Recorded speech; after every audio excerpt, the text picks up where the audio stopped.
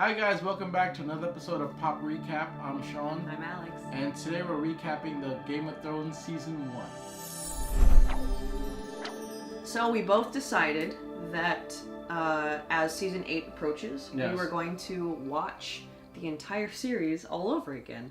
Yeah. Me personally, I have seen the entire series at least twice. The first 4 seasons I've seen 4 times. Three times? 4 times? I lose count.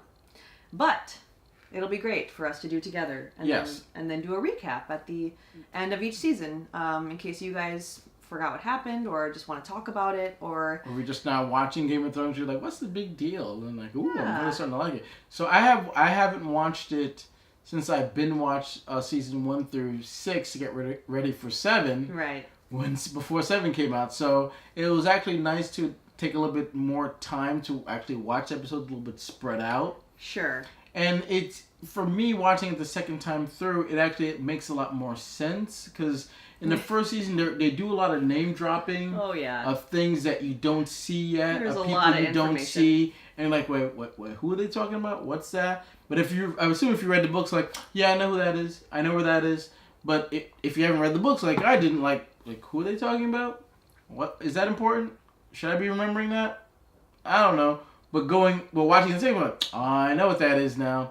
So watching it the second time, it's nice to like be back in the Game of Thrones kind of mythos and like revisiting it, because it's nice to revisit it. Right, of course. And for me, I mean, I've watched the first 4 seasons 4 times, and then I've watched the rest of the seasons twice at least. So, for me, it's less of like, it's more of an emotional. I want to prepare myself emotionally. I want to be in that zone. I want Game of Thrones to be the only thing that I'm thinking about when we jump into season 8, because I really want to feel the pain. I want to feel fresh, because I've been watching the show since 2011. Yeah. When it came out, I binge watched the first season. I laughed, I cried, it moved me. There were things happening. Yeah. So yeah, it's a good idea to just revisit everything. So yeah, I agree. That's why we decided to talk to you guys about season 1. So let's begin. Yeah, so let's just start with our initial thoughts of season 1, then we'll go talk about individual characters. Sure. So going into season 1, especially with the first episode, you get I think of it as a game of chess, right? We're in the Game of Thrones, and some of the characters are playing chess, some are playing checkers, but not a lot of the main characters in the story, especially in the first season, are just trying to find where they fit in this world. Mm-hmm. So us as viewers, a lot of us are coming in. Some have read the books, others have not, are coming in fresh, and some of the characters have that kind of same appeal. Like they're seeing things in places that they haven't seen before, they haven't been there before, and we're seeing it through their eyes as well, and we're experiencing through their eyes, because they might have an idea of what Let King's Landing looks like, but they haven't been there yet. They have an idea of what Winterfell is like, but they haven't been there. So when we're seeing it for the first time too, and there's just a romantic kind of feel of that, as is kind of like when you're a kid, you think of like, oh, my heroes, and then when you meet them, sometimes they're not as glamorous as you might imagine them, and your dreams kind of get crushed a little bit. And that's kind of what season 1 kind of felt like. A lot of characters kind of trying to figure out where they fit in the world, and them introducing us to a small piece of it, because we didn't go to a lot of places for the most part in season 1. We spent a lot of time in King's Landing and Winterfell and the land where the Dothraki are. Mm-hmm. I can't remember what that part of it is called. I mean, we see a little bit of the Ire later on, but it's mostly just we're in those 3 areas for the most part. And I kind of like that, because too much too soon, because there's a lot of things to digest. There's a lot of different characters hopping around from places. Oh yeah, and the wall too. I forgot. Almost forgot the wall. So it's just those areas that we pretty much focus on for the most part, which I enjoyed. Yeah, and season 1 has like you said, big shoes to fill. Yeah. Because we have a lot of information that we have to fill in. Not only just information though, but there's a lot of characters that are introduced and that you have to care about. Yes. Or not even, you don't have to care about them in terms of like, oh, that's my friend, I want him to do well. You have to care about them in terms of, oh, that's a crappy person. I care where that person goes because I don't want this person to affect the people that I like. So you care about every character because every character has it's like a every thread like kind of comes together to make a tapestry, and that is a very difficult task. And I know that a lot of people who have watched season 1 who can't get through it, that's what they say. They're like, I didn't know what was going on. I didn't care about any of the characters. I didn't know what was happening. And that's hard. That's fair. It's hard. I always say you should just bring a notebook. You have to commit, Because I remember me and my friends watched episode 1, not in 2011, maybe in 2013 or so. And then we were just like, I don't know about this one. And we kind of just like, moving on. We were watching Breaking Bad. But it is a task to get through, especially if you didn't read the books. If you've read the books, it's a lot easier to digest it. But if you're going in cold like I was, it is a task. You have to really try to like commit yourself to like, yes, I'm going to keep going.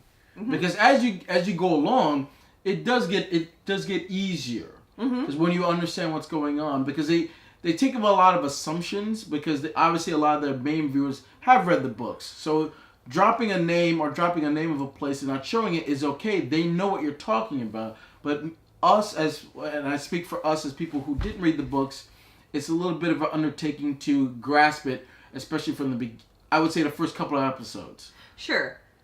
One, though, the actors are impeccable. Yes, that's the casting is amazing.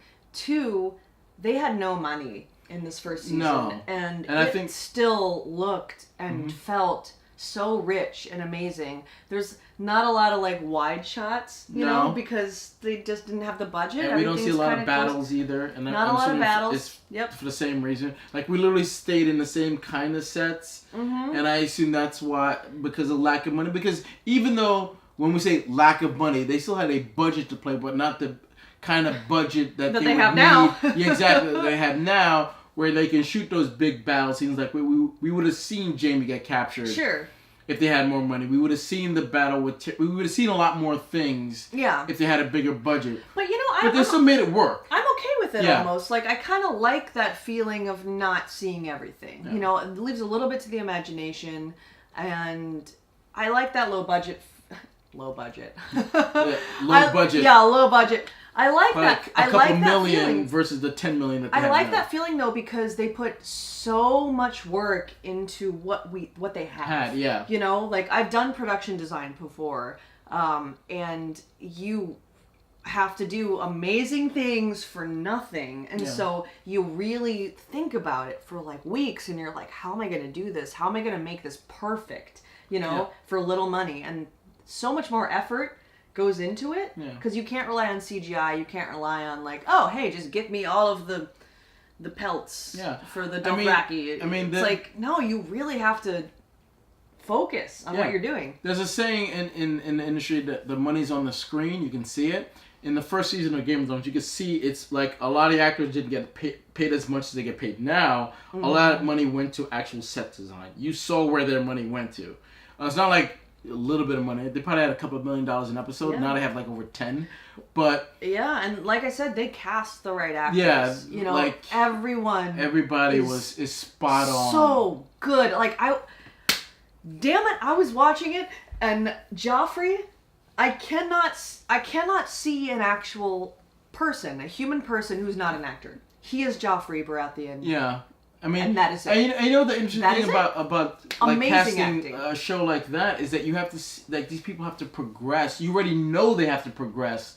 Some longer than others, but you already know like they're gonna have to grow and change over, and the actor has to do that too. Well, that's the thing. So you have to kind of say, all right, this person's gonna play this character now, but are they gonna have the depth? It's been 8 years and the range to be able to change with that 9 character years. As they grow older and further along into the story. So you have to kind of see like this actor is good for this role now and good for that character going forward, and that's not always an easy thing to do. No, and a lot of those actors, that's their first big role, and so they're being able to be crafted like that, and like it's a really fortunate position to be in. But like to your point, it was 9-10 years ago that they were shooting the first season, and now here we are, and everybody's grown up. Like, can you imagine how much happens to yourself personally in like 9-10 years? Like, a lot's happened to me, guys. Yeah. So why don't we just jump in and start talking about like the actual season and the characters? Yeah. So let's do it like this. Let's kind of take it by town, so we can start in Winterfell, kind of where the show started. Okay. And then we can talk about the main characters that live there, and then we can go to King's Landing. Sure. All right. So in Winterfell, first episode, we see the Starks. All of them together. All of them together. For the last time. So, first time for us, last time for us as well, where they're all standing there waiting for the king to come up, and we get that shot of them all lined up waiting. Mm-hmm. And that, you don't know it at the time, but that is the first and only time we see them all together in Winterfell before kind of the chaos begins. Where they're all kind of living their lives, but they're still not 100% sure where they all fit in the world yet, but they all have kind of, they're doing okay at that point. Mm-hmm. But it's funny, watching the show from the first time, that shot doesn't mean anything. But going back, when you see that by the time we get to the season finale, it means they're like, wow, that was the only time they're all scattered about by the end of it. And we only got that one shot of them all together. It's very interesting. So let's start with our main character, with Ned Stark. Ned, buddy. Good old Ned. So, I mean, he's us for the most part. He's us looking through the game. Right. Because he's honest Ned, honest person. Ned. Like, does the right thing, no matter what, exactly. Family-oriented. Like, he is our hero. Yeah, he's our hero, and he's also looking at it at practical, realistic, genuine eyes of how their world should be. Mm-hmm. Playing by the rules, doing the honorable thing to the best of his ability. Yeah. He's not a perfect man, but he has his flaws too, but he's not playing a game. He's just doing what he thinks is right. Right. And that goes to a detriment to him as obviously the season progresses. But I love Ned. And then again, watching it the first time, and even this time, we're so invested in him. And it's like a little murder mystery with him, trying to figure out what happened to the hand before him. Him hunting down the book and figuring it out. And then him hearing the seed is strong. And then not understanding what that meant. Mm-hmm. And then when his daughter Sansa says, "Oh, I'm gonna give Joffrey little babies with beautiful blonde hair," the bell goes off. Yeah. And he goes back to the book. It's such a good moment. It's such a great moment when he like, oh my God, that's what it was. Mm-hmm. And then his conversation with the wife, I can't remember her name right now. Cersei? Yeah, Cersei. Yeah, that conversation with them in the courtyard are pretty much just like, yeah, but so what? Like, yeah, you love your children. I love my children too. I'm gonna do what I need to do. I'm not gonna run away. I'm not gonna do the honorable thing like you think I should do. I'm gonna stay and fight and play my game. And then just seeing Ned like not realizing that he had to play the game until the very end, and even at that point it was way too late because the game played him at that point. Yeah, and he's stubborn. Yeah, he is. Everyone else in the family is stubborn too. Yes. Everyone else in the Stark family is like, sins of the father. Why isn't it this way? Well, I want it to be this way. Yeah. It should be this way. Like, no, I'm not going to do it your way. Like, they don't know how to play the game, Like, they're simpler in that way. Well, in just terms because of, their father never what you played say it, why should they play should it? be what you mean. Yeah. And, like, why is this the way it is? So, like, it's really interesting to watch Ned and then know, like, oh, yeah, he's the patriarch, obviously, and this is... Yeah. These are his children and the rest of his family, and this is what it is. So, and it's too bad because, like I said, he lies and plays the game at the end, saying that Joffrey's a rightful king, and I conspired to kill Robert and all that stuff. I'm so mad at him.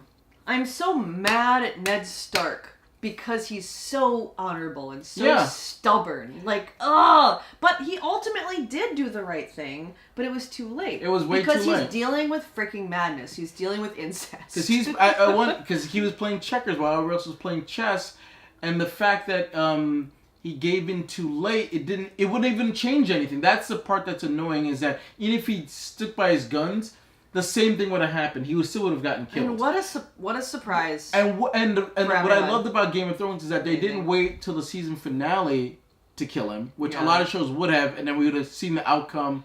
And in season 2 is that they did in season 9. So we can see the ramification of Ned dying in episode 10 and the fallout of it, which most shows wouldn't have done that, and I love that they did that. Yeah, and you can argue that there are 2 inciting incidents in the whole series. 1, Bran falling out of the tower. Yeah. 2, Ned Stark getting his head chopped off. Yeah. So those are the 2 inciting incidents that pretty much drive the rest of the series, with the exception of the White Walkers. They're obviously doing their own thing. Yeah, they're all, yeah. But everything that's happening politically in the South is based on those two events. Moves, yeah. Because if those 2 things, or one of them didn't happen, the whole story plays out completely differently. Especially if Bran doesn't get pushed out of the window. Yeah. Pretty much almost nothing, everything gets played out differently. How the war happens, even if Bran does get pushed out of the window, if Ned doesn't die, ends up completely differently. So I agree with you, yes, those 2 moments, critical moments, they're very, very critical in how the rest of not only this season plays out, all of the season playing out, even to wherever we get to, wherever at the end, you can trace everything pretty much easily back to those 2 moments. Yeah. So let's talk about Bran then. Yeah. That's like a nice segue. So Bran wants to be a warrior, but he's kind of young. You know, he wants to follow in Dad's footsteps. He's not as good as Arya is. She makes it known. Yep, at archery and just like being a warrior. But that's what he wants. He climbs, obviously, sees something he shouldn't have seen and then falls. Yeah. So what I find really interesting or was pushed. Well, yes. Yeah. Depending on who you believe. Well. No, yes, of course he was pushed. We saw that. Yeah. So what I find really interesting about Bran is he may or may not be the key to what happens in the rest of the series. Yeah. I digress. Yeah. We'll talk about that later. But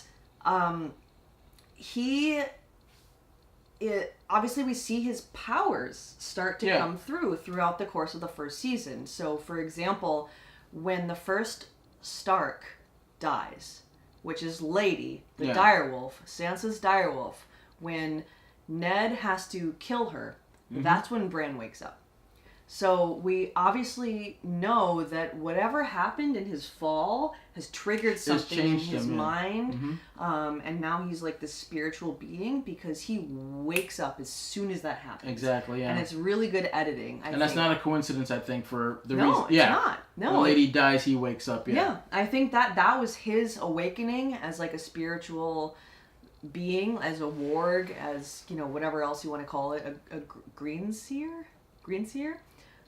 Everything else that he is, that one moment. And he keeps having the dream with the three-eyed raven. Yeah, he's having these dreams. Dad's in the crypt. Yeah. They're showing him things, not to mention that he has to become suddenly the Lord of Winterfell because no one else is there.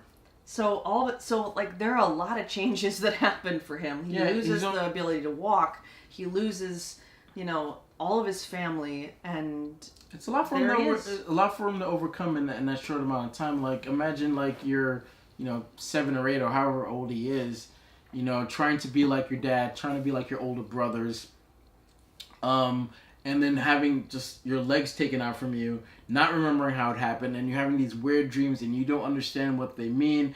I doubt he could even really tell anybody about them because they would kind of maybe start questioning him and not taking his word seriously, even though he's a kid. Yeah. So there's Bran's gonna probably have to go through a lot more spiritual guidance and awareness about what his powers are and what they mean going forward. Because even at this point, we don't really know what they mean. Like, I'm sure that raven means something. Yeah. It means something going forward, but at this point, we don't know what it means. Yeah, exactly. So he's a really interesting character. Yeah. So let's talk about the girls. Let's talk about Sansa and Arya. Yeah. So Arya is just a little firecracker. Yes. We see her wanting to be a warrior, an archer. She's really good at it. She doesn't even have to really try. That's why Bran is so upset. Yeah. In that first episode, she doesn't want to be a lady, but she's forced into King's Landing. Yes. She doesn't really fit in. Of course, she gets her dancing teacher there. Mm-hmm. So what I like about season 1 is they're dropping a lot of these little seeds, right? So every character their entire journey is sort of planted in season 1, whether you know it or not. And Arya becomes a fighter.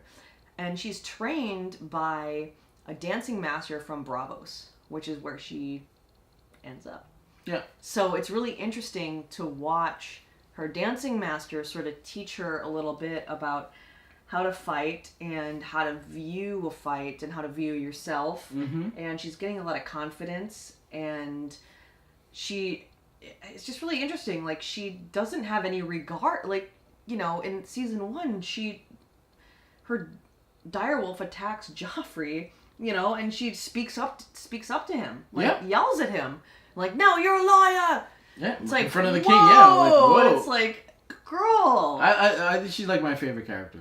I love her. Arya, yeah, but in season 1, we see her take root as this character. Like, the character she's going to become, we see that happening in season 1. I mean, one of my favorite scenes with her is when Ned is basically laying out what her life is going to be like. Oh, you're just going to marry a lord, and you're going to have babies.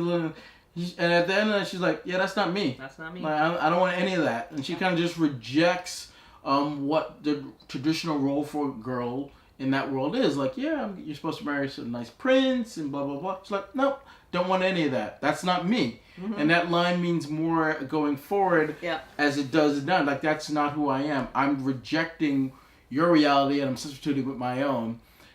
She wants to fight. And then she gets needle and she starts practicing and she gets better.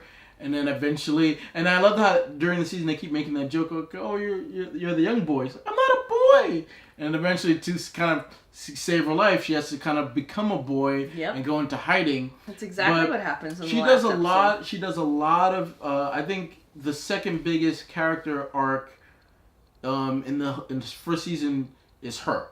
She is a completely different and more confident person. More confident, but she hasn't changed. I think she's kind of found. She has an avenue now.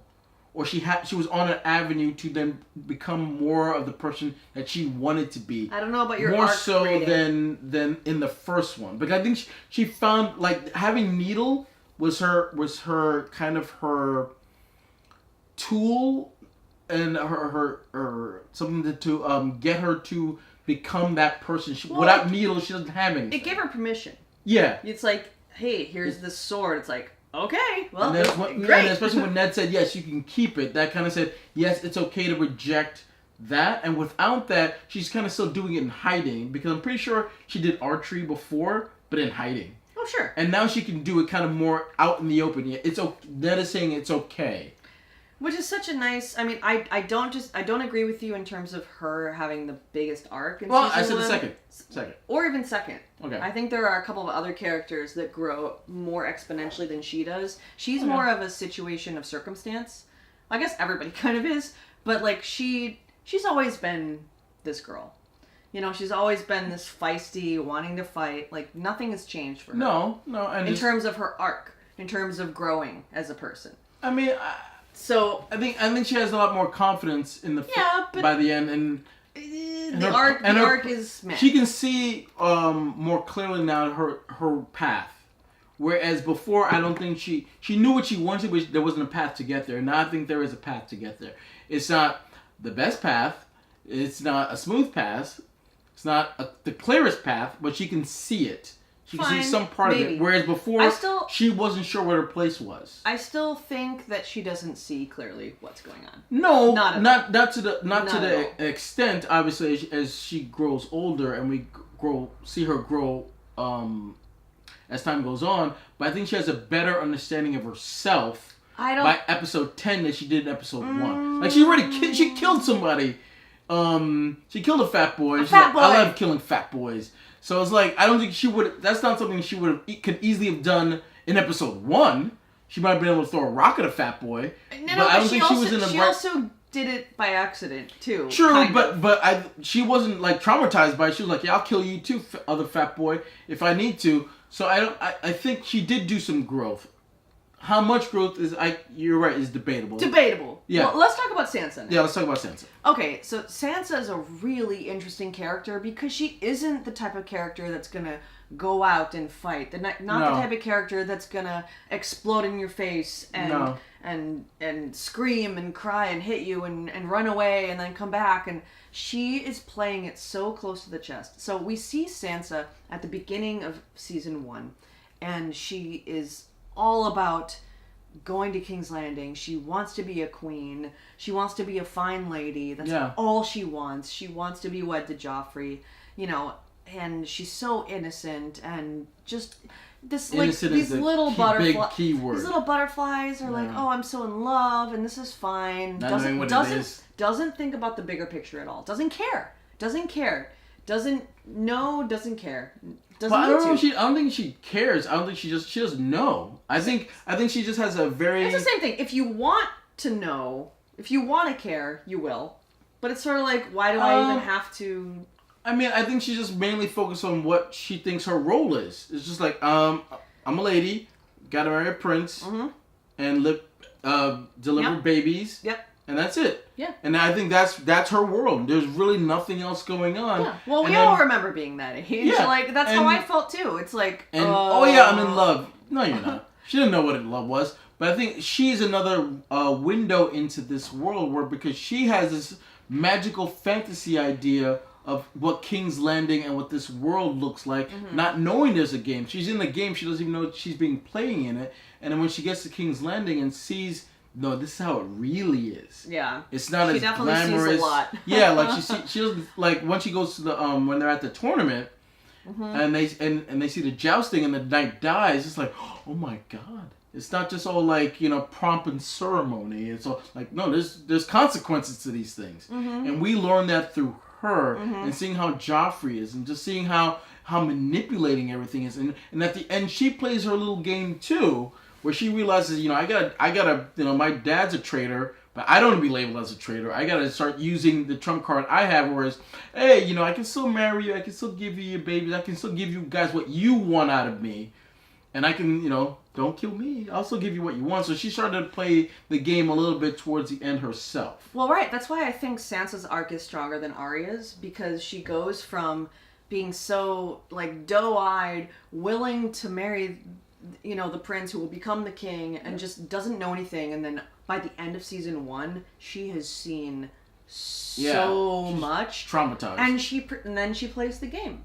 So like she goes from not even knowing there was a game, exactly to being like, okay, I have to pretend to love him, or my family's gonna die, my head's gonna be right next to my dad. Die. Yeah, exactly. Like I feel like she sees more pain than Arya might have seen in this first season. And I mean, she was obviously subjected to it. She's abused, like emotionally, physically, like every other way. Yeah. Like I feel like Sansa has really, she doesn't know what it means yet by the end of season 1. Like she's just trying to survive. Yeah, especially towards the end, yeah. But she has changed a lot. Oh, I agree. Like, a lot. I agree, but I just don't think she's because for a lot of the season she was naive to the fact. That's why I think Arya Arya's naive too, because she thinks that she's invincible and then realizes that she isn't. True, but so it's kind of like, but I think her eyes open quicker. I don't know. I feel like it might be the same arc, just different. Again, we're gonna have to agree to disagree, but yes, I think Sansa just. I'm interested to see where she goes from here, because obviously she's still promised to Joffrey and see how that plays out. Yeah. But I do like the fact that when he does show her Ned's head on a pike, she has that moment where if the Hound wasn't there, would she have pushed him off? And I'm not 100% sure she could have gone through with it. I think she would have done it. Now, if Arya was there, yeah, he would have been gone for sure. I think she would have done it. Like, imagine. I don't know. Imagine yourself in that position where someone you love was beheaded in front of you. Yeah. And then all of a sudden, you're being forced to look at their decapitated head, and this person's being like, "You're gonna look as long as I want you to look." Yeah, as long as it pleases you, my lord. I mean, it would be really hard for me not to run up and just be like, "Bye." Yeah, but it's really but it's hard to take a life. by your hands. It's one thing for her to say, to tell someone else to do it, but just like her dad said, if you want something done, you got to do it yourself. You have to lay out the justice. And if she wanted justice at that point, it's hard for me to see her physically doing it herself. Now, we'll never know because the Hound intercepted, and we'll never know for sure, but I don't think she would have gone through with it. But again, we'll never know. Well, this is also a good point about Sansa, is that she's learning about the game, but she doesn't quite get it yet. Well, she has to play it her way. Like, Arya's playing it one way, she has to play it, she has to come from another way. But Sansa doesn't get it yet. No, not 100%. She still is sort of like, whatever, maybe Ra will bring your head to me. Yeah. It's like, girl, don't say that! Yeah, don't say that, she doesn't get it yet. Like, she still kind of has She doesn't this, know how crazy Joffrey is, and we don't know how crazy he is yet either. No, I don't blame her, but she's like, as long as it please you, my lord. You know, like, she's understanding, but she's not a very good actor yet, you know? And that's why the Hound is just like, just give him what he wants, and gives her the handkerchief. You're going to need that later, because if you keep back-talking, he'll smack you himself this time. Well, let's talk about my buddy Jon Snow. Yes. My little buddy. My bastard buddy. So, season 1, we see that he's obviously the bastard. Yeah. Does not belong in the family. At least as far as Catelyn's concerned. Yeah. She gives him that evil... He doesn't belong. Yeah. Do stare. I want you to leave. I want you to leave. Like, okay. I didn't do anything, lady. It's not my fault. Yeah. Well, no one knows that he's obviously not a bastard child yet. But, that's what he is to us. That's why his last name is Snow. Yeah. He's a bastard. So he started the same, stubborn, once again. Just, all the Starks. Stark style, just stubborn, I'm a great fighter. He's like, I'm going to take the plaque, he's like, I'm a warrior. He has, these great ideas. Visions of what the wall is. Yeah. Another character not sure where he's going, not sure what his place is, and had this fantasy idea of what being a member of the Night's Watch is at the Wall. And then not even before he gets there, on the road there, knowing that he's going to be partnering up with rapists and thieves and thugs, it's like, I didn't think that's what it was. I thought it was a noble... I'm not a rapist, I'm not a thief. Why I'm going to be partnering with them? Yeah. And then once he gets there, realizing that he's the best fighter, and then thinking I have the privilege then of being the best fighter. Yeah. I'm just going to be a ranger just like that. He thinks something is owed to him. Yeah, he thinks, because I'm the best, I should be treated that way. And he has to be taken down a peg or two, which won't be the first time he has to be taken down a peg or two in the series. But I think Jon is on the path, and we spend a lot of time with him. Mm-hmm. So the show is kind of telling you, without telling you, Jon is going to be important going forward, because we get a lot of character development with him. We spend a lot of time with him at the Wall. Well, sure. And not only just with the character being important. Yeah. That place being important. Yeah, the Wall being the Wall, and north of the Wall. Yeah. And the White Walkers, obviously. In season 1, we see, just some crazy stuff happen. Yeah. When he's up there. So, it's a dual-faceted thing. It's obviously you want to watch this other Stark, because they all separate. It's Stark to the wind. So we want to see him as a Stark, but we also want to see what's happening up there, because that is the story. Yeah. That's what's going on. But I like the fact that he's kind of away from the Starks for the most part, because he has to be his own man, because he's a bastard, and I like what Tyrion pretty much says. Yes, you're a bastard. Own it, wear it, and then they can't use it against you. And I think he kind of takes that to heart, and I think his character needed to get away to find his own identity. He's not a Stark. He's his own. He has to be his own man, because he's never going to be treated as a Stark. Right. If you're not going to be a Stark, you got to be your own thing. And I think he couldn't have done that if he stayed in Winterfell. He had to go out, do his own thing, do it his own way, figure out what's best for him, right, and then go from there. Right. Exactly. So I'm curious to see where Jon Snow goes from there. I think he's another one of my favorite characters. Not as good as Arya, but I love Jon Snow. I mean, he's really cute. Well, if you're into that sort of thing. I am. So let's talk about the other brother, Robb. Oh, Robb, yeah. Robb Stark. Robb is his dad. He is just honorable, and it's if I do it the right way, of course nothing bad will happen. No. And he's the oldest son, obviously. So there's that installation of Robb Stark into, Ned Stark into Robb's character, and it's just like father, like son. Yeah, that's exactly what I see. It's just sort of like it's a younger version of it, but stubborn and. But I think also a little too bold, maybe. But like they said, he's very green, so they're not 100%. They don't trust him yet. He's still young. Because like everybody's like, I don't know. Like when we gathered all the Veils to come back in when they were about to start the war, they were like, yeah, that one general was kind of like, yeah, I don't know about this. You're kind of green. And it's not until this wolf came in and, but bit his fingers off. Where it's like, all right, well, I guess we got to follow you. And then, they called him the king in the north. But I think Robb is still, again, a little bit naive in the sense of how the world really works. I mean, he's obviously very good at battle. Yes. But, he starts off naive and I think he just like trips into being good at that kind of stuff. He gets cocky, which will, be important going forward. Yeah. So Robb, they don't take a lot of time to develop his character, really, because he is like the old way, yes. and like what they're exploring with Arya and Bran and Sansa and like a lot of other characters is like, oh, they're subverting expectations, but Robb is kind of following in the path of what it's come before centuries and centuries before he was there. And I think also just showing how the Starks can't play the game that way. They have to kind of play it a different way. So he's playing it the very traditional way. And I think as we go forward, we'll find out that doesn't work for the Starks. Right. So Robb, I agree with you. They don't spend a lot of time developing as you think they would, being the eldest son. And once all the parents move away, he takes charge. And you think by him taking charge, we'll spend more time with him, but we don't. So the show is kind of telling you that Robb isn't as important as Jon Snow is or Arya is.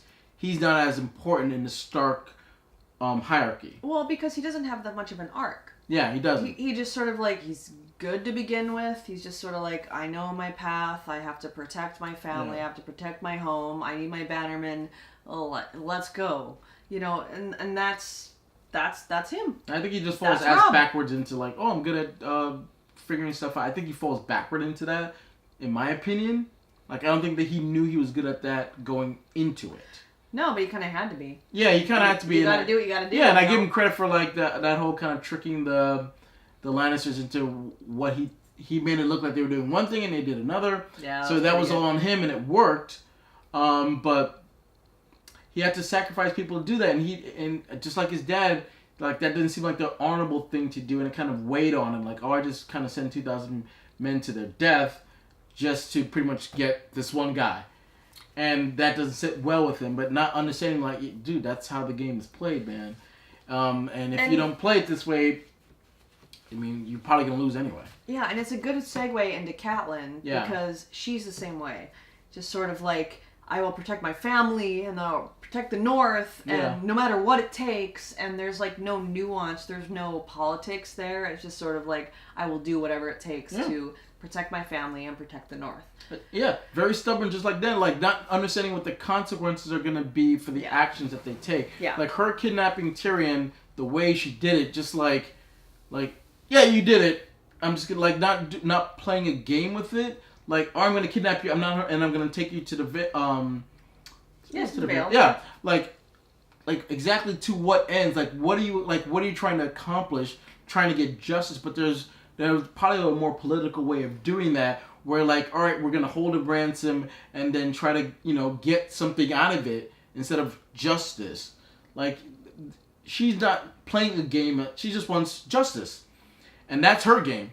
But that's not the game everybody else is playing, and that's why she ends up losing Tyrion, because all she really wanted was just justice, however way she was going to get it. Yeah, exactly. And that was her downfall in the sense that she lost Tyrion, even though she had him, and then now she has Jaime, and she's, again, looking for justice, but not sure how to get it, but that's all. She's kind of blinded by just getting justice and revenge. I love this show. Yeah, it's great.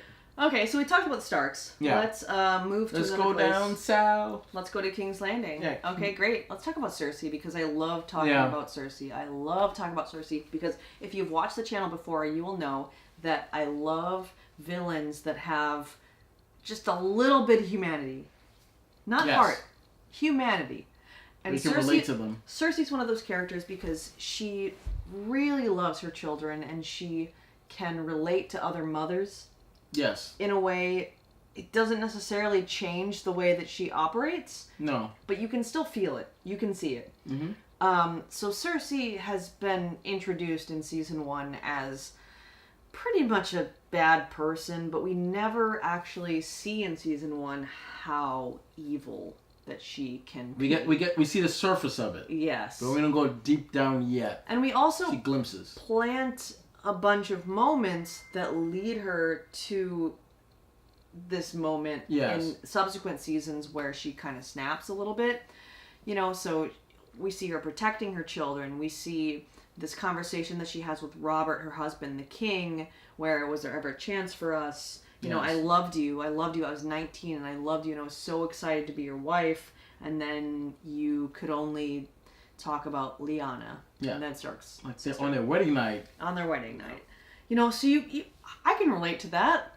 I mean, a lot of people could. I know? mean, but also just, I think, just seeing how jaded she was. And just kind of seeing, like, she'd been, like... But we know why she's jaded. Yeah, we know why. We get glimpses why. See the path. And we can see that, like, for me, without having read the books, you can see she's been playing this game kind of behind the scenes for a long period of time. Yeah. And it's kind of starting to, not weigh on her, but you can just see it's taking her toll out of her. It's taking that, the joy she probably would have, again, she probably was very wide-eyed when she got into it as well. Yeah. But knowing that, seeing it for what it is and saying, well, I have to take advantage of it any way I can. Now, she's playing the game too. Just her own version of it, which a lot of people play their own versions, doing their own things. But I love that again, the humanity moments where, like, she's talking to Catelyn about losing her first son and being genuine about that. And probably you could see that took something out of her. Like, once that happened, she was never the same person again. That's a genuine moment. Yeah, that's a 100% genuine moment. But then again, to counteract that, her conversation with Ned Stark about, like, hey, you know, yes, you figured out what's going to happen, but I'm just not going to run off into the night. I love my children. I'm going to fight for what I have. And you can see that, like, if you're going to do what you're going to do, but I'm going to do what I got to do. And let's see who comes out on top. Yeah. You can see that vindictiveness there at that moment where she's like, all right, you know, but it's not going to change anything. Yeah. Like when he had the letter. Like, you think, all right, as a hero, well, he's got the letter. He's in the right. He's going to win. And for her to just tear it out, like, that means nothing. Like, yeah, you did your job, so what? Means nothing. Like, for her, like, just like, wow. Like, you could just see the evilness coming out of her, and I just love her for that. But I do also like the scene where we saw a little bit of vulnerability with her when Robert is telling everybody to leave him and Ned alone, and she knows Ned knows about that those aren't Robert's children, and she was a little bit worried. That's the only time in season 1 where we see her like, this might not end well for me. And she was a little concerned, but obviously it plays out in her favor because Ned unfortunately does the right thing and not saying anything. Right. In his mind, anyway. So obviously season 1 is dropping a lot of hints in terms of, like, where Cersei's going to go as a character, and, like, you can see her becoming more and more frustrated. Yeah. By the end of the season. Yeah, because I think she's pushing her kids in a way, but with oh my god, Joffrey, he's like goes a little bit over the top, and she's like, whoa, I didn't want you to do that, but whatever. So let's talk about Jaime. Let's talk about Jaime. Yeah. It's the 4th time that I've been watching this first season, and I'm always surprised with how much of an asshole he is. He's a real prick in the first season. He's insufferable. He is completely unlikable. Yes. His wit isn't even enjoyable because, like, the time, it's just so evil, just so bad. Yeah. I hate him. I hate him in season 1. He's a bad guy. So much. He is not likable because he is, like, literally everything happens because of his decision. Because once That's true. Bran sees everything, they could have played that a number of different ways. And then you think when he grabs him, you're like, no, he's not going to do it. And then he lets go, like, oh, he's not going to do it. And he's like, the things I do for love. And he just pushes him out the window. And without a callous in the world. And then he tells Catelyn later on, like, yeah, I wanted to kill him. Like, yeah, I didn't kill him. I was trying to kill him. I hope he would have died. Just that arrogance of him and him not being ashamed to admit it. It's like, yeah, I tried to do that. Like, yeah, I killed the king. I did it. But even to that extent, we do see a little bit of humanity in Jaime as well. He doesn't appreciate the fact that Robert is pretty much cheating on his sister. And then even though he might have his own internal feelings that, I'm in love with my sister, that has something to do with it, but I think he knows that that's not the honorable thing to do. So I think we do see a little bit of humanity in Jaime, but just a little bit. Not as much as with Cersei, but we see a little bit of it in Jaime in spots. It's hard to see. It's hard to see. He's still a prick. And the fact that he is more concerned about his image. Like, he could have killed Ned Stark when they fought, but because it wasn't clean in his eyes, he didn't do it because he thought that would hurt his reputation. But even though he doesn't say, he's that guy who's like, I don't care what people think, but I care. But what are they saying about me? He's that guy. He doesn't care, but he cares. But I think there is slight hope because I think once he got captured, he's being arrogant. In fact, like, yeah, whatever. But there was a little bit of like, oh my God, you caught me kind of feel to him. Like, he couldn't believe that this was happening to him. Yeah. Like, he's in that position. So I'm curious to see where he does go further on. But again, yeah, he is completely unlikable in season 1. Absolutely. Yeah, and as we go forward, I think he has one of the more strong arcs. Oh, absolutely, forward. absolutely. So I really am looking forward to watching. But it's hard to see that coming though, based on the first season. He's like you think, such a shit. Yeah, and you think like he's just gonna stay that way. Yeah. But you're right. He does go on a journey, a big journey. But it's hard to see that. Like, it's hard to realize that that's the same man. Right. Well, I want to talk a little bit about Daenerys now, if we can. Well, we forgot Tyrion. We forgot Tyrion. Yeah, the imp. Tyrion is the best character of all time. Yeah, and I think he made the biggest change. Well, I think he made the biggest change. I mean, yeah, but it wasn't hard for him. Because he's been complacent in the way things were. He's like, okay, well, I'm the imp. I'm just going to... Everyone thinks I'm a failure. Everyone already thinks that I'm worthless. So why not just drink and whore and you piss off the wall and like do whatever else I want to do. So that was sort of how we started with him. Yeah. And then we really see his intellect come through halfway through season 1. And definitely by the end of season 1, it's like, okay, he clearly sees the evil that his family is... imparting on the rest of the realm. He sees just how wrong things are. He sees how badly he's being treated. He was so used to it before, but now having these near-death experiences, I think. Yeah. Like at the Vale. At the battle. I always went through the moon door, and, I think he really changed a lot in season 1. Because, again, another character where... I agree with you. He didn't know his place at the beginning, but then he realizes that his intellect plays a role. And not only does he see that, he knows that realization to himself, but his family sees it. Well, more or less his dad sees it. Well, the thing is, I think he knew his place at the beginning. He thought it was I agree with you, Just kind of like the family fool. The fool, He's like, well, I guess I'm in this family, but no one takes me seriously. Exactly. So my role is to just kind of survive, I guess, because I'm... so like, I'll just whore, I'll just eat as much as I want and drink as much as I want. No, I think more or less he probably sees himself more an observer, just like watching things. Like, that's why he wanted to see the wall. Yeah, but he never cared, though. Yeah, he wasn't really playing a game. In terms of politically. Yeah, exactly. He was not playing a game because I think he didn't see his place in it. Like, he's like, I don't have a sword. I personally don't have any money. My dad does. I'm on vacation. Yeah, pretty much. So, but I think once he realizes... I have a place in the game. Now he can play from he can play his own game. Yeah. And go from there. Oh, totally. But I just love the fact that he just now has embraced it. Mm-hmm. Like, he's embraced, like, I have now a role to play, and my dad can see it. And now I have a lot more value. I have skin in the game now, whereas he didn't before. That's true. So his worth has improved, but also he's smarter. Like all of a sudden he finds himself at his dad's war table, and his dad suddenly is like, "Well, you're smart. I'm going to make you Hand of the King." Yeah. And that's unprecedented for Tyrion. Yeah, absolutely. Like, if he's like, "What?" Yeah. If you told him at the beginning of episode 1, like when we meet him, yeah, you're gonna be Hand to the King. He'd have laughed it off and drank some wine and went to a whorehouse. Like I do, minus the whorehouse. Yeah, but it's just like I love to see his growth. Yeah. And like him just seeing like, all right, now we get to see him as the Hand of the King and see what he's going to do with that. Absolutely. Because his nephew is no joke. Well, yeah, and you know what?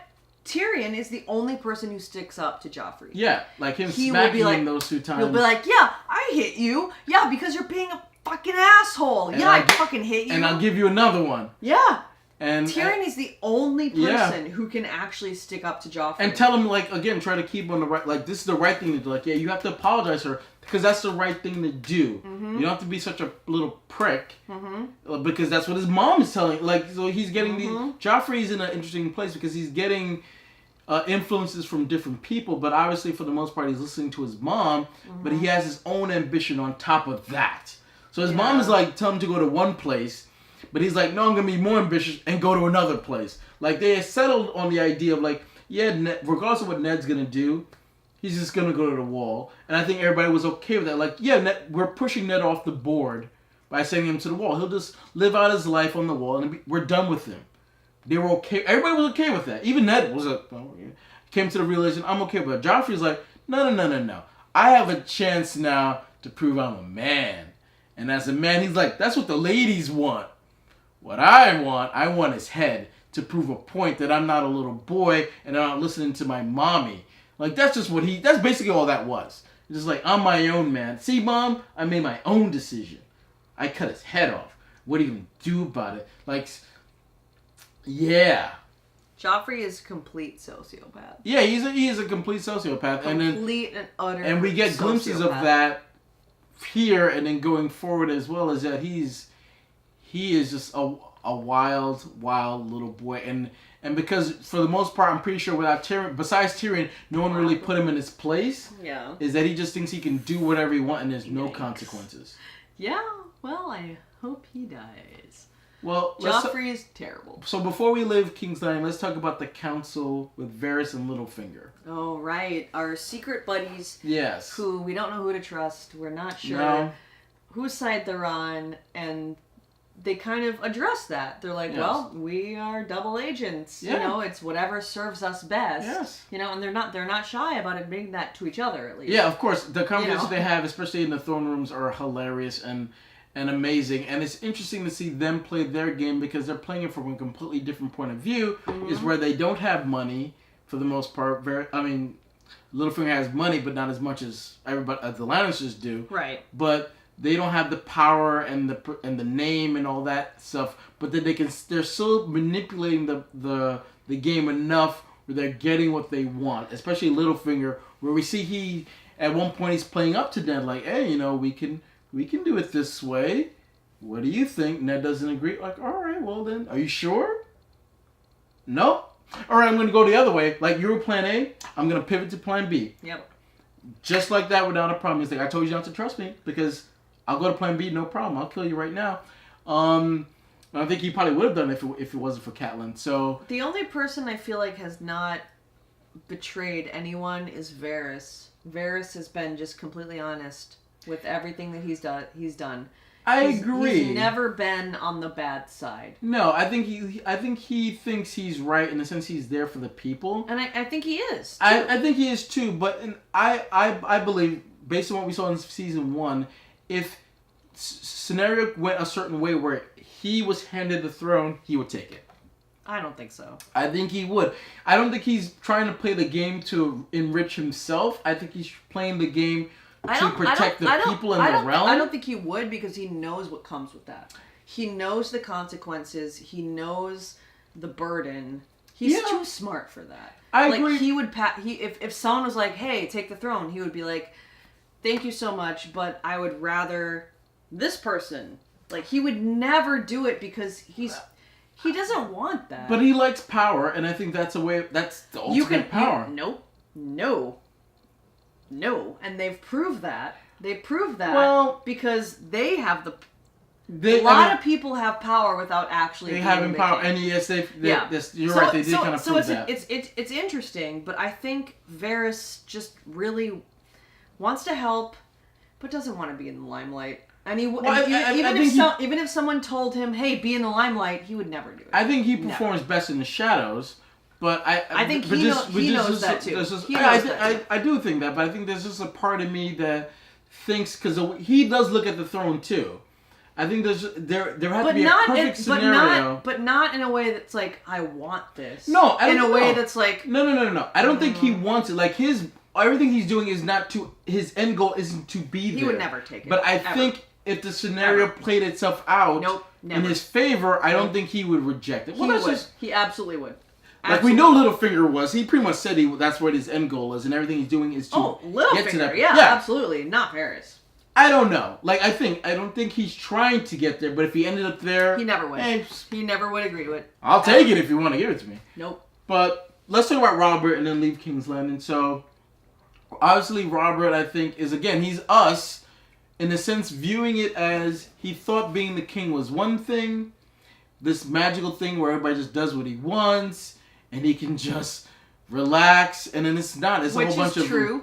Which is like listening to the townsfolk and all these council meetings and spending money responsibly and things. Like, Robert doesn't want to do any of that stuff. He just wants to drink and whore and go hunting and have fun. And that's all he really wants to do, because that may not be what he envisioned, but that's just like, well, this is what I have out of it now, and I want to keep that and enjoy it. And I don't want anything taking that away from me. It's true. He doesn't care very much about anything else. He's not an evil person at all by any means. He's just selfish. He just doesn't care. He's just selfish. He just selfish. Cares about himself. He assumes that everyone else can do it for him, which is kind of the way things are set up. Yeah. Like, your council does things for you. Yeah. You know, like, or Cersei does. You know. Yeah. Everybody speaks for you. And does things for him.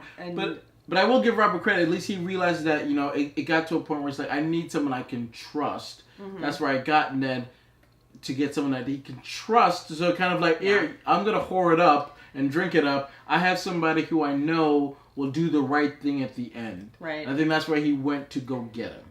And so he was somewhat of a noble king, because he knew that he was not capable. Yeah.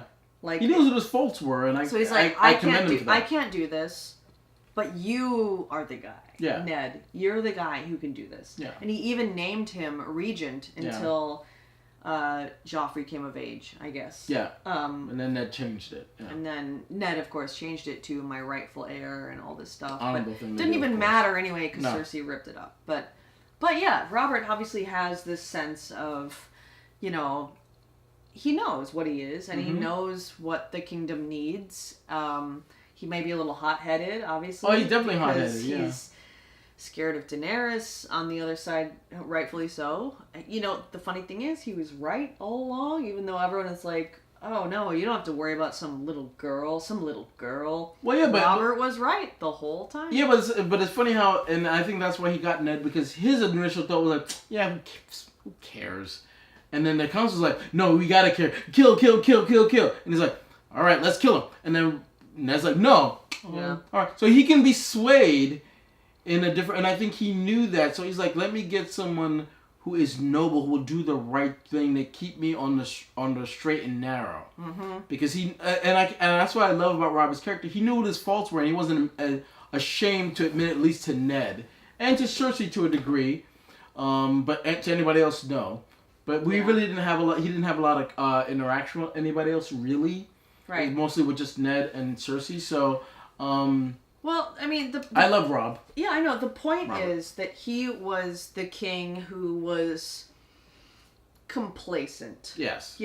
And that was fine for everybody else, because he wasn't evil but he also didn't get anything done, so it was kind of status quo. Yeah, and it gave the council a lot more power than they probably should have had, because they're probably in those council meetings a lot by themselves, and he's just like, scheming. Well, sure, but that's the last time that's going to happen. Yeah. So when Robert dies, so we get 2 people who die in the first season that we're not going to expect, right? So when Ned dies, the king dies, and it's like, holy shit, look at this turmoil that we're in all of a sudden, and that's a really great way to leave season 1. And I'm pretty sure if they had a bigger budget, we would actually see him, the boar running into him, because we don't see that. I don't need to see it. No, we don't need to see it, but I just think we probably would have seen it. As a filmmaker, I would have made the choice to not see that. So either ways, even if I had the money, I would have been like, no. So now we can start talking about Daenerys. Great, because I want to talk about dragons. Yes. So she has a greater arc than Arya does, in my opinion. Much greater. She starts as a slave. She is meek. She is coy. She doesn't understand her place in the world. She sort of is subservient in a way, like, doesn't like it, but goes with it. And you see her grow into a queen. Yeah. Like I give it full-fledged, strong, like let's go! I give it to you. Yeah, I give it to you. Like, she walks into the pyre in the last episode of the season, and it's just like, well, she fuck, and then she has dragons. Yeah. I mean, I love her. No, She's I will give it to you, because pretty much when we first meet her, she's very timid. Yeah. Mm-hmm. Pretty much does whatever her brother tells her to. Well, you can't blame her. Yeah, I mean, she's sold as a sex slave. Yeah.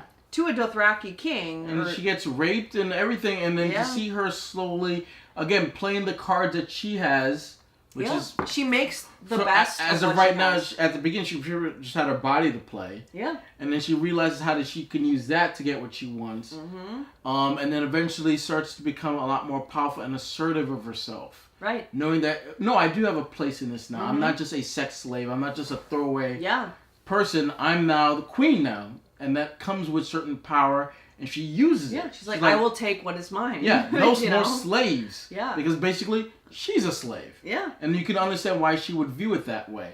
But then you can also see just the vengefulness she can have, as well as when that witch kind of betrays her, that doesn't tell her the full story of what's going to happen. She's like, well, you did that, you're going to burn now. Yep. So she can be merciful in terms of slaves, but if you betray her, she will get her payback and do it in a very cruel way. And she did. Yeah, absolutely. Yeah. So I kind of will agree with you now that yes, Daenerys has the biggest arc, with Arya being second. I love Arya. But Daenerys is just interesting to see her going from like a little mouse to like squeaking mouse to like, I'm a queen with dragons. I'm a queen with dragons. Yeah, it's great. She's fun to watch. Yeah. I mean, I think Emilia Clarke did a great job as an actress, like just finding this character. Yeah. Because you feel this confusion the whole time on her part, where it's like, where do I belong? What is this? Why am I like a Dothraki? Why am I Khaleesi all of a sudden? And like, but that's not what I want. But do I want that? And like, trying to figure out, but my brother's the king. And it's like, but he's not right for it now. Like, so let's get rid of him. And also, you can see her gentle heart. She would disagree, but she does have a gentle heart. Depending upon what it is. Yeah. Yeah. Exactly. So like, when it comes to being slaves, you can see why she would be like, no. We're not. You're not raping these women. You're not doing it. Like, that was the right thing to do. But because this is Game of Thrones and everybody's playing their own little game, she got manipulated. And the fact that like, oh no, I will save your husband. I will do some black magic. The gentle heart hurt her. Yeah. Which is interesting going forward, because she's always battling this like, am I kind and merciful, or do I have to take what's mine by force and death and blood? Like, she's always battling this. Yeah. These ideas, like, and that's so fun to watch her. Not Absolutely. Fun, but sometimes it's very painful. Yeah, it's very interesting to see her. But to watch her develop, do that, and it's like there's a line in Black Panther where it's hard for a good man to be king, And I think it's hard for a woman to be queen or a man to be king because there's a part of you that has to do the right thing, and there's a part of you that has to do what's right for your people or right for the land. And sometimes those two things don't always cross. And I think it's finding the way of finding the middle ground sometimes. And I think Daenerys is going to be straddling that line of doing what's right, but being, stern and... Yeah, I mean, bless her. Sorry. Gesundheit. So it's just her straddling that line too. And I think Robert pretty much just like, nah, I'm just going to... I'm not a good man. I'm just going to do whatever I want type thing and look out for myself. And we see what Joffrey does as well. So it's hard to ride that line because it is a difficult job. That's why it is a game. Even if you've won it and you're on the throne, you still have to play a game because you got to stay there, right? And it's hard to be able to stay there. So it's hard to get there. It's hard to stay there too. Absolutely. Because then once you're there, it's like everybody's looking up at you, and if they don't like you, they want to kick you off. So it's very, very. Should we talk about Drago? What? I'm sorry. Khal Drogo. Khal Drogo. Yeah. Okay. I was like, what? Yeah. So I mean, we can, but there's not much. There's not much there. I mean, to talk about. No, but I mean, Jason Momoa did a good job playing him. I liked it. I wish we would have actually seen him fight more, only because they just trumped him up as this great warrior, and that's why he's the leader. And I don't we really feel like we needed to see it. Honestly, I don't feel like we needed to. But and I think again that might be going to lack of budget again. But we only really got to see him fight once, and then that fight's fine. Even though he won, it was his downfall too. So it's perfect. I mean, I would have liked to see a little bit more of it, but I mean, it's okay. Otherwise, he played it enough where you got the sense that, yeah, I'm a badass. No one's ever beaten me. I got it, but I just would have loved to see. Great acting. I don't care about the action. I don't think we need it. There's plenty of seasons full of action. I don't need to see Khal Drogo in this crazy battle. I get it. He's the strongest of them. That's why he's there. Yeah. I don't need to see it, But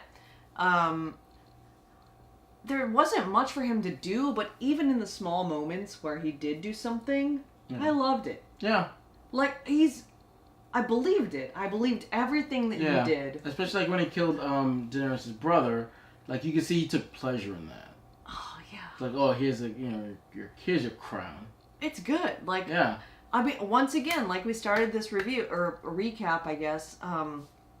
Every actor on point all the time. It's so hard to watch season 1 and think, oh, they're just acting. No. It is so real. You're every character on the is screen. Oh my god, this is real. This really happened. It's so hard. Easy to lose yourself. Yeah, sure. but I'm glad I didn't have to sit by. I gotta wait another week to find out what happens, and then another week, and then another week. Yeah, and another you week. are. I mean, I'm gonna have to go through that with season 8. Obviously, I went to with season 7, you. but the rest of us have had to wait. But I mean, for me, I think it's easier this way because I may Certainly not have been easier. as invested. Having to watch the first episode and then wait another week and me being confused and not 100% sure what I just saw and all the things that were referenced and then having to see episode 2 and then wait another week. You know what I mean? So I think for me, not being able to binge it, but stretch it out a little bit is actually the best way to digest it, in my opinion. Especially if you weren't familiar with it going in. Everybody's different. Yeah, I agree, but that's that's just for me. Whew, that was any last thoughts before we sign off? No, season 1 just drops all these little seeds into what is going to become. So I really want to just move forward and talk about all the other seasons. Yeah, and season 2. And just last thing on season 1 is that it's nice to see that all of our characters are in completely different places and mindsets from the first episode to episode 10. Everybody's in a completely different place, different mindset, different path than they were originally on from the first episode. So it's very, very a great place to stop. It's great writing. And then go into season 2, which I'm looking forward to rewatching again. And then hopefully you guys can watch that recap when we do that one as well. So what are your thoughts on season 1? Who is your favorite character? Who do you think had the biggest arc? Alex has convinced me now smartly, because I'm an idiot, that Daenerys had the biggest. Be nice. No, I mean, Nice. thinking rationally, it was Daenerys, but I just love Arya so much. But great. Daenerys actually had the biggest arc. So maybe what was your favorite arc? Who's your favorite character? Why? What was your favorite moment in season 1? What are you looking forward to going into season 2? Let's start the conversation below. Also, like, subscribe, do all those great things. Also, make sure to hit that bell to be notified when not only our other reviews come up, when our next recap for season 2 launches. And we'll also, if you look on our channel, we already have episode breakdowns for season 7. Yeah. So you guys Each can episode. check that out. Yeah. And then we'll obviously do episode breakdowns of all the episodes for season 8 when that comes along. So this is on our road to season 8. It's going to be a long journey of rewatching and re-enjoying everything. So come on that ride with us. And until next time, I'm Sean. I'm Alex. Bye, guys. Bye. Until next time. Winter's coming. Yay. It is coming.